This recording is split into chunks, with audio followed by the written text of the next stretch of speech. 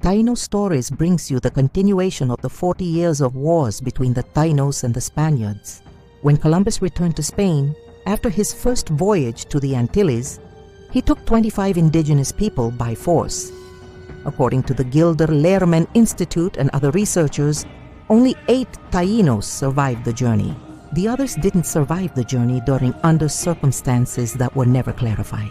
The survivors were displayed as items along with gold, tobacco, pineapples, parrots, and turkeys to impress the Catholic monarchs and their court. Once in Spain, these Tainos were forced to be baptized, stripped of their original names, and given Christian ones. Some were enslaved as household servants in the homes of powerful families. Others were forced to serve as interpreters and guides on later voyages, compelled to assist in the capture and domination of their own people. Historian Anthony Pagden notes that Columbus presented them as specimens rather than as people, in order to show the monarchs the human potential of the newly conquered lands, suggesting that they could be forced into Christianity and exploited as commodities within an expanding system of slavery. In his letters, Columbus described the Tainos as peaceful, innocent, and without resistance, which reveals that from the very beginning his plan was not to coexist but to dominate them. According to Bartolomé de las Casas, Columbus captured nearly 2,000 indigenous people and sent them by force to Spain. Most died during the voyage, and only about 500 managed to arrive. Others, when they fell ill, were sent back to the Americas, where they spread diseases that decimated indigenous populations. This is how some of our great original nations on the continent disappeared.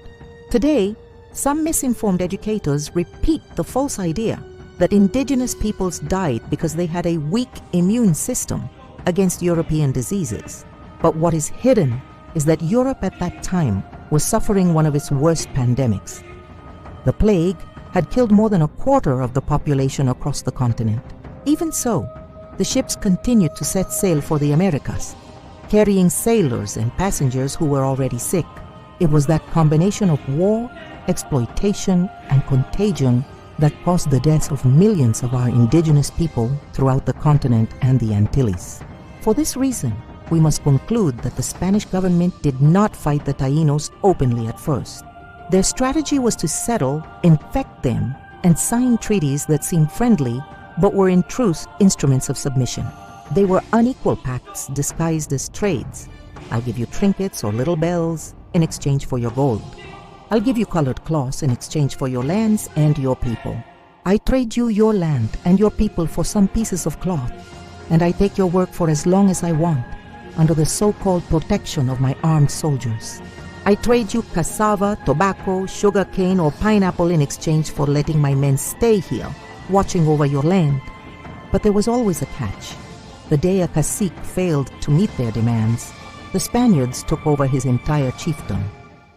At first, the agreements looked like small exchanges, simple trades. But when a cacique refused to obey the conditions imposed by the Spaniards, he was eliminated and replaced by his successor. If he too refused to submit, he met the same fate. This created a system where, on the surface, the caciques still seemed to rule, but in reality they could only do what the Spaniard commanded. Spain's political and governmental tactic with the Tainos was one of the most calculated and cold forms of colonization. It was not an open war against soldiers from the start, but a gradual political strategy built on deceit, disease, and the manipulation of the caciques. Spain quickly understood that the way to take control of the Caribbean islands was not to face all the Tainos in direct hand-to-hand combat. Although there were violent wars and hunts of Tainos, and we are going to explain them. Spain did this because it didn't have enough soldiers to conquer all of the Americas, nor the logistics to fight a full war. So using the caciques as a means of control was a more effective tactic. The most devastating part was that Spain used European governmental, religious, and political tactics that the Tainos did not understand. Forced marriages and vague laws imposed on peoples who were not prepared for that kind of manipulation. The Tainos thought in terms of reciprocity and trust. They did not understand most of the governmental concepts that the Europeans were imposing in the Americas. And because of this, They had no idea they were being trapped by the Spaniards in systems of slavery that stripped them of their lands and their rights as human beings forever. It was a Machiavellian plan to erase the identity of our peoples and to tell the world that the Tainos no longer existed. A clear example of how the Spaniards gained power and land by stripping away Taino identity through forced pasts is the chiefdom of Loíza in the metropolitan area. This chiefdom was known as the chiefdom of Jaimanio. Its leader, Cacique Jaimanio, was eliminated by the Spaniards because he refused to obey their orders. The legitimate heir was his niece, Cacica Yuisa, whom the colonizers forced to marry a Spanish mulatto, Pedro Mejias, the right-hand man of Juan Ponce de León.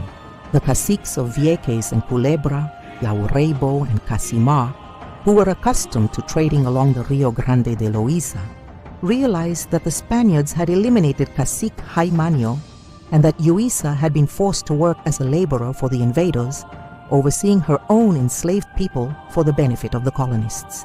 In response, Yaurebo and Casimar decided to step in with their warriors to free Yuisa and the Tainos of Loíza. A war broke out. In the clash, Cacica Yuisa, Cacique Casimar, and Pedro Mejias himself were killed. Cacique Yaurebo of Vieques managed to escape, but the Spaniards ended up taking control of the administration of the Loíza chiefdom. Power then passed to the nephew of Cacica Yuisa, who was baptized by the Spaniards with the name Francisco Casibona, erasing his Taino heritage, and with it the ancestral legitimacy of the Loíza chiefdom, which from that moment on was absorbed into colonial rule. Another case was that of Cacica Catalina, who was in charge of a large part of the metropolitan area that stretched from Carolina and Caguas to the eastern region. Her Taino name has not been preserved, but it is known that she belonged to a female-led chiefdom, where she shared leadership with her mother Yaya and her sister Maria Ahoye. Catalina refused to submit to the Spaniards' orders, and because of this, both she and her mother were killed. About her sister Maria Ahoye, there is no certainty. The fact that she appears recorded with the Catholic name Maria suggests that she was assimilated into the colonial system. The chiefdom then passed to Catalina's nephew, who was baptized with the same name the Spaniards imposed on many of the caciques in Puerto Rico. Once they baptized them and assimilated them into the Spanish system, they called them Francisco. It was no coincidence. The Franciscan order carried out the baptisms and helped the Spanish government assimilate the indigenous people, which is why so many leaders appear in the records with the name Francisco. That's why we find another Francisco, since Francisco was the name given to caciques when they were assimilated into the Spanish system. In this case, it was Francisco Guaybanix, ruling the people of Caguas and Carolina under Spain's orders, enslaving his own people in the name of a foreign power. So if you see the name Francisco in a colonial document from that time, it is very likely a Taino cacique who was forced to be baptized, either to avoid death or to keep his people from being killed.